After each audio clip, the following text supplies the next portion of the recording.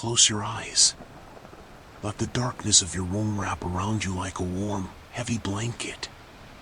Take a deep breath in, smell the salt air, hold it, and let it out slowly, sinking deeper into your mattress.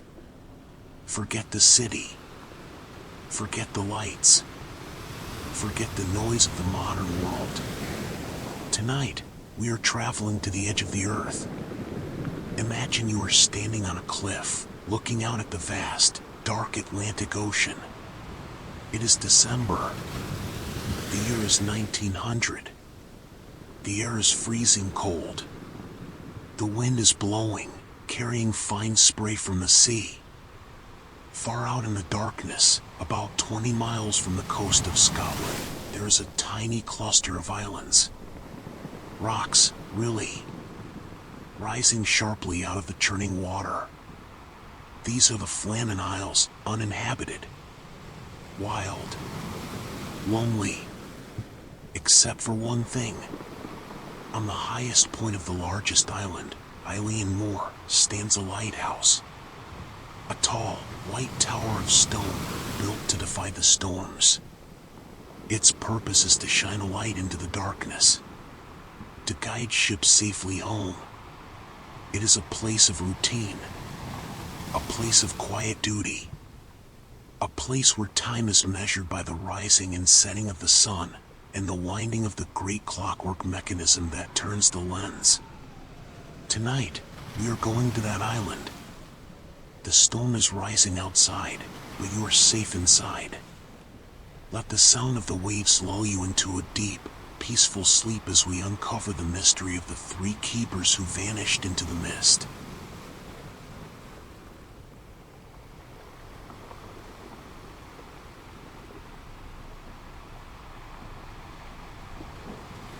It was December 26th, 1900. Boxing Day. A relief ship, the Hesperus, was making its way through rough seas toward the Flannan Isles. The ship was carrying supplies, fresh water, oil for the lamps, food. And it was carrying a man named Joseph Moore. Moore was a relief lighthouse keeper. He was traveling to the island to relieve one of the three men who had been on duty for weeks. The three men on the island were James Duckett, Thomas Marshall, and Donald MacArthur. Experienced men. Steady men. The voyage was difficult. The weather in the North Atlantic had been ferocious for days. Massive waves. Gale force winds. As the Hesperus approached the islands in the dim afternoon light, Captain Harvey, the ship's captain, noticed something strange. Something unsettling. Usually, when the relief ship arrived, the lighthouse keepers would spot it miles away. They would raise a flag on the island's flagpole to welcome them. They would be down at the landing jetty, waiting to help catch the ropes. But today, the island was silent. No flag flew in the wind. The landing jetty was empty. And looking up at the tall white tower against the gray sky, it looked dormant, lifeless.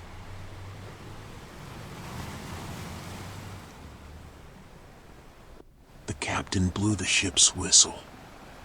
A loud, shrill blast that echoed off the cliffs. Honk. They waited, listening. Only the sound of the crashing waves and the crying gulls answered. He fired a distress flare into the sky. A bright red light arcing through the gloom.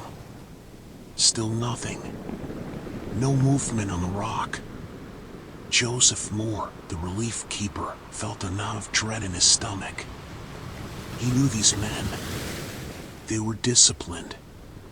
They would never ignore a ship. Something was wrong. The captain ordered a small boat to be lowered. Joseph Moore rowed through the surging swells towards the island's east landing.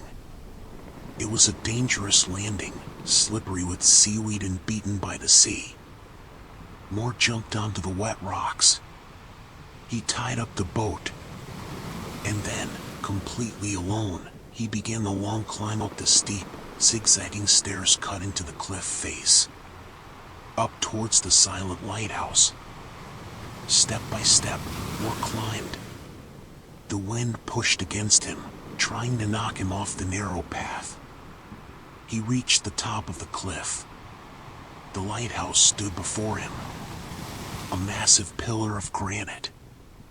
He walked to the heavy outer door. It was closed. He opened it and stepped inside into the entrance hallway.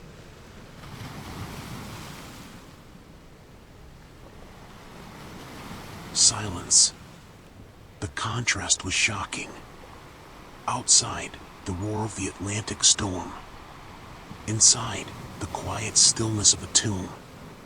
The air inside was cold, stale. The only sound was the slow, steady ticking of the grandfather clock in the hallway. Tick, tock, tick, tock. More called out, Duckett, Marshall, MacArthur. His voice echoed slightly on the stone walls. No reply. He walked into the kitchen, the main living area for the keepers. What he saw there was baffling. It was a scene frozen in time.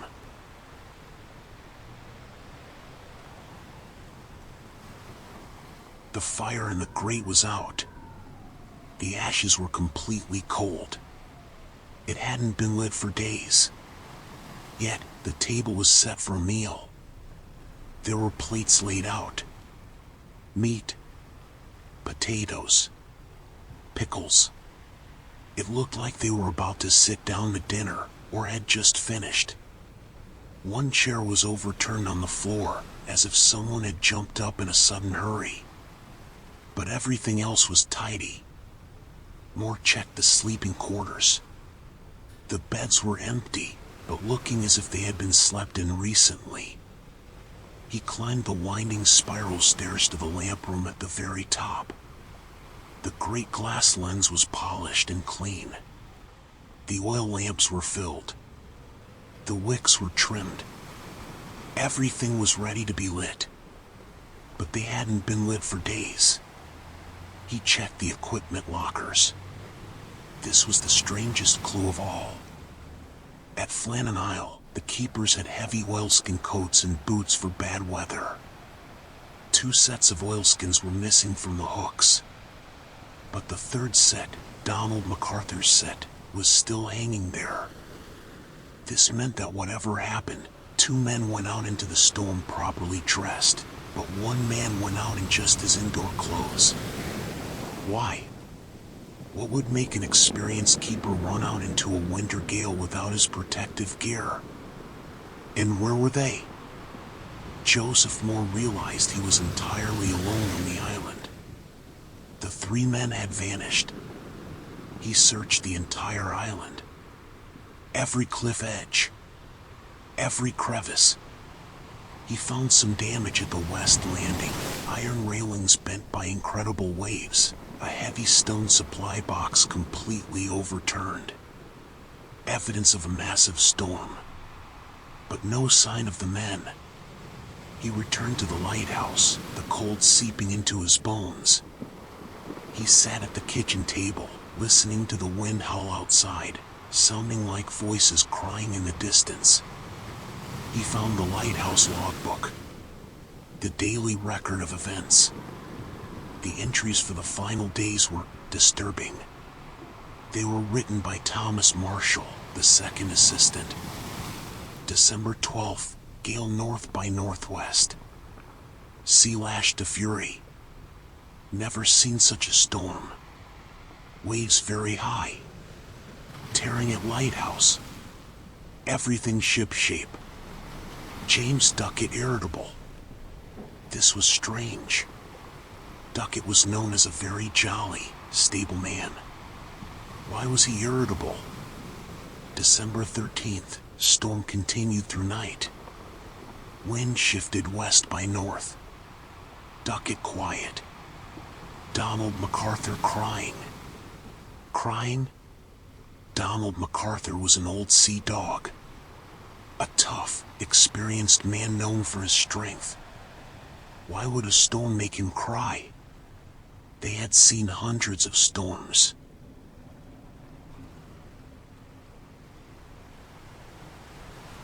Then, the final entry. December 15th. It was short. Storm ended. Sea calm. God is over all. And after that, nothing. The slate for December 16th was blank. The lamps were never lit that night. Whatever happened to those three men, it happened on the afternoon of December 15th. Did a massive rogue wave wash them all away at once? Did one man fall in, and the others died trying to save him? Or did something happen inside that lighthouse? Something that made strong men cry and quiet men irritable? The logbook spoke of a storm that terrified them, yet weather reports from nearby islands showed the weather on those specific days was not unusually bad. Was the storm in their minds? No bodies were ever found. The sea keeps its secrets. The investigation concluded that the men must have been swept away by an unexpected, massive wave while securing equipment at the landing. It is the most logical explanation. But those who know the sea, and those who know the loneliness of lighthouse keeping, still wonder. They wonder about the overturned chair, the missing oilskins. They wonder about the men crying in the dark stone tower, miles from civilization. The Flannan Isles lighthouse is still there today, but it is automated now. No human keepers live there anymore. The rooms where Duckett, Marshall, and MacArthur lived are empty. The dust settles on the stone floors. Only the wind visits the island now, whistling around the glass tower. As we leave the silent lighthouse standing alone on its rock, let your mind drift further out into the vast Atlantic. Imagine you are floating over the endless blue ocean. The water is calm now. The storm has passed. There is only the gentle rhythm of the swell. Up and down. Up and down. We are traveling back in time, just a few years earlier, to a mystery that drifts forever on these same waters. The mystery of a ship that sailed itself.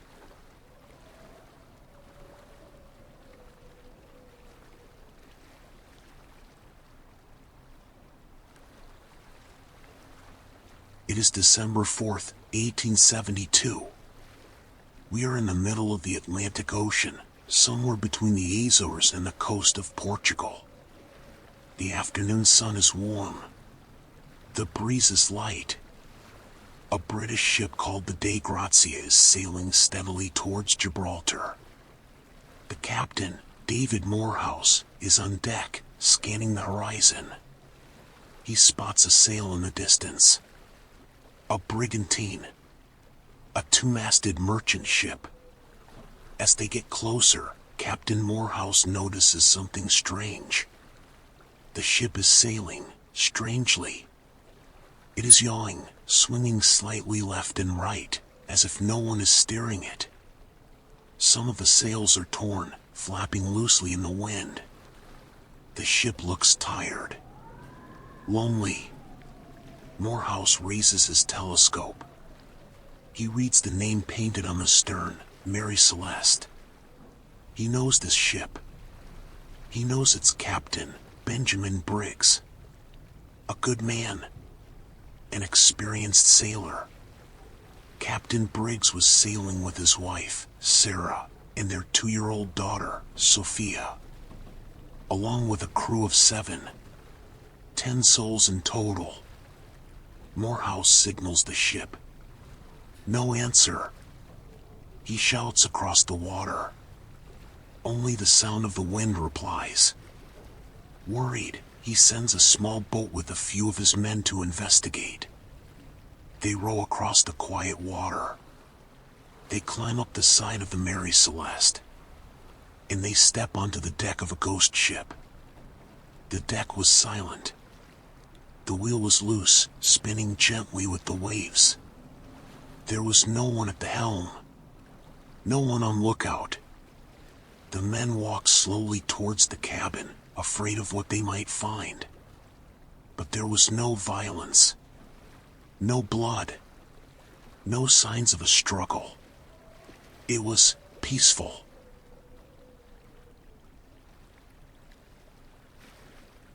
They went down the stairs into the captain's quarters. What they found there has baffled the world for over 100 years. It looked as if the people had just vanished into thin air a moment ago. On the table, breakfast had been served. There were plates of food, cups of tea that were cold but unspilled. A vial of oil was standing upright on a sewing machine, implying the sea had been calm. If there had been a panic, surely the oil would have fallen.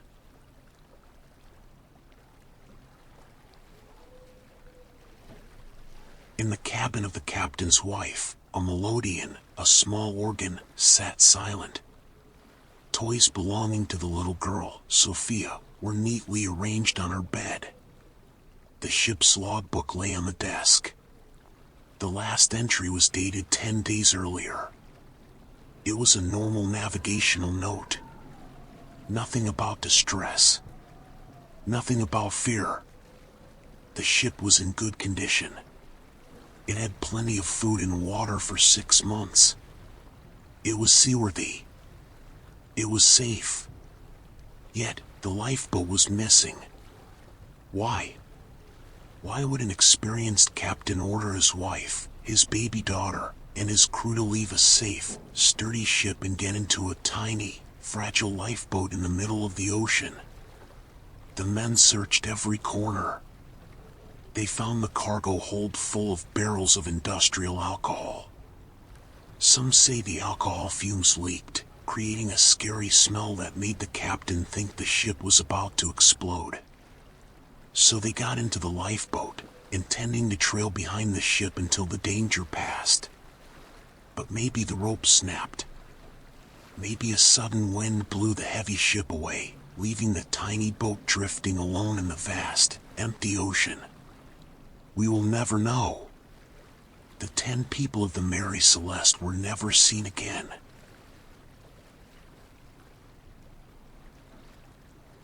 The men from the De Grazia sailed the empty ship to Gibraltar. But the mystery remained. For years, sailors told stories of the Mary Celeste. They said she was cursed. They said the sea simply took them. But tonight, imagine the ship as it was found. Drifting peacefully. Sailing itself under the stars. A cradle on the waves. The ocean is a vast place. It holds the stories of the Flannan Isles keepers. It holds the secrets of the Mary Celeste. It wraps them in its deep, blue silence. And just as the ocean absorbs these mysteries, let your mind absorb the silence of the night. You are like a ship in a calm harbor now. Anchored. Safe. The waves are gently rocking you to sleep. Rocking and drifting. Rocking and drifting. The stories are over. The horizon is fading. Let go of the wheel. Let go of the day. Sink into the comfort of the deep, velvety darkness.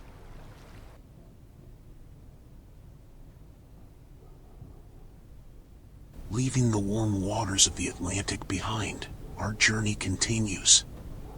We are drifting north now. Far north. The air is becoming sharp and crisp. The blue waves are turning into sheets of white glass. We are entering the Arctic Circle. A place of eternal winter. A place where the sun sets for months at a time, leaving the world bathed in starlight and the glow of the aurora borealis. Here, in this kingdom of ice, lies one of history's quietest mysteries. The story of two ships that vanished into the white.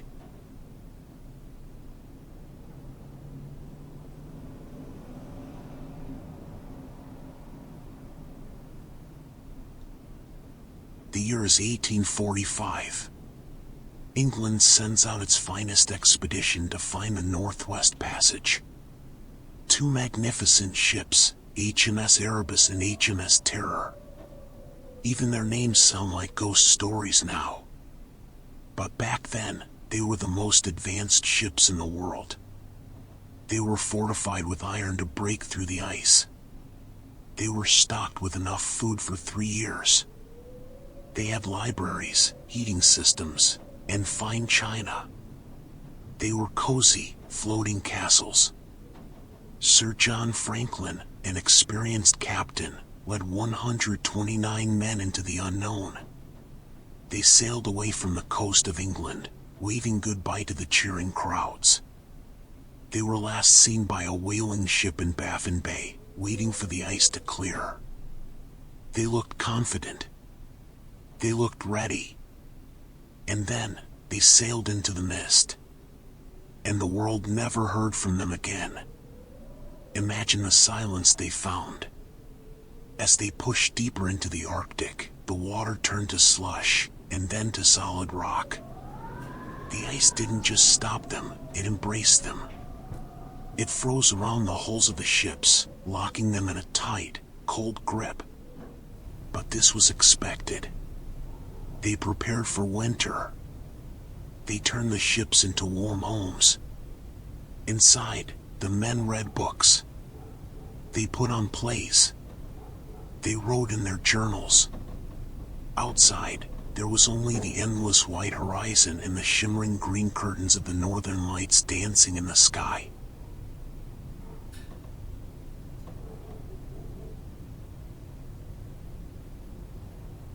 One winter passed. Then two. The ice did not melt. The ships remained trapped.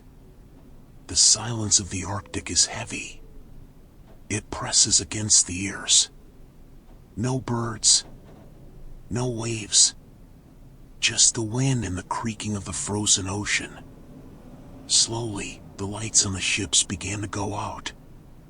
One by one, the men decided to leave the ships, to walk south across the frozen wasteland. They packed heavy sledges with supplies, silverware, books, things they thought they needed.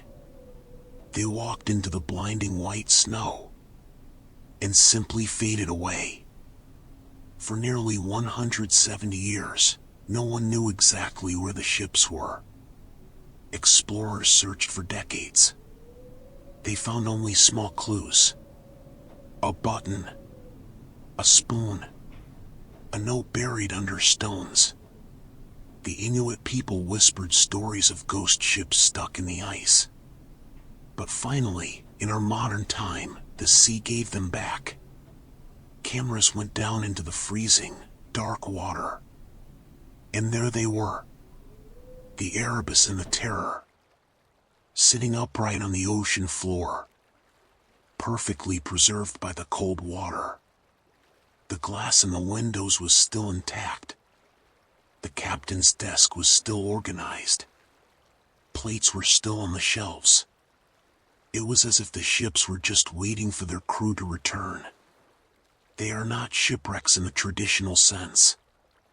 They are time capsules, sleeping peacefully at the bottom of the world.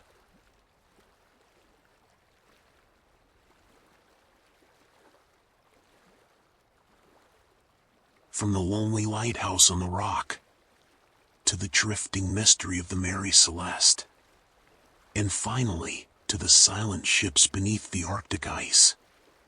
We have traveled across the oceans of history tonight. The common thread is silence. The sea claims these stories, washes over them, and keeps them safe. And now, it is time for you to find your own safety. The cold of the Arctic is far away. You are here. Warm, heavy, relaxed. Imagine yourself floating weightless in that deep, quiet space between waking and sleeping. No storms can reach you here. No ice can trap you. Let the heavy curtain of sleep fall gently. The lighthouse lamp is out. The ships are at rest. And so are you. Sleep deep.